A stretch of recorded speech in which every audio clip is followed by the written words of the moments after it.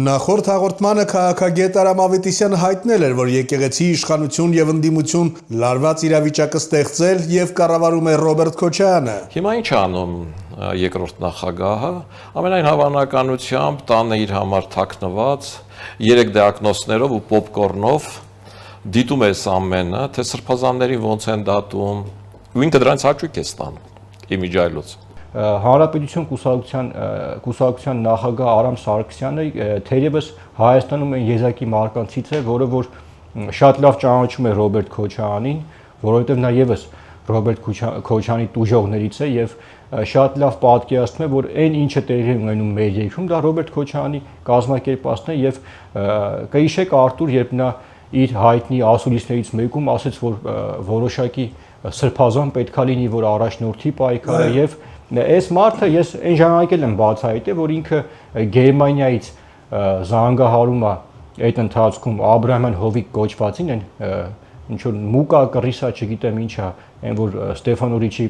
կուրտկով է 30,000 դրամից ման գալիս, այդ երևույթին զանգել էր Գերմանիայից եւ մենք ուղղակի ինֆորմացիա ենք ստացել, որ ասել հեսա գալիս եմ վլաստով եկալ եմ Հայաստանում, իր ասած բառերն եմ ասում Ռոբերտի եւ դա տեղի ունեցել հենց երբ որ այդ տերորիստին գտել էին եւ ուղղակի եկեղեցականի հագուստ էին հագցել եւ գտել էին քուչեկը, որպեսի պրովոկացիա իրականացնի։ Սա նրա ձեռագիրն է եւ այսօր Արտուր այն ինչը տեղի ունենում նաեւ կհիշեք հայտնի Արշակ սրբազանի հետ կապված այդ ահասարսուր տեսանյութը սեռական բնույթի դա այդ ամեն ինչը ուղղորդվում է Ռոբերտ Քոչարյանի այդպես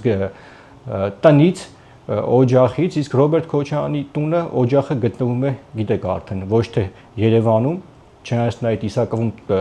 պետության տարածքա զավթը այնտեղ, չգիտես ոնց պետությունը նվերա տվել, ինչ-որ այլ մարդ չկար մի քանի հեկտար տարածքու տուն նվեր տային, ինչ-որ մի հատ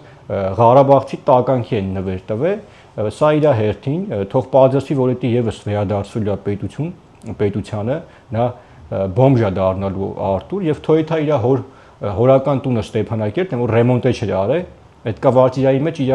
բջերի հետ ապրի։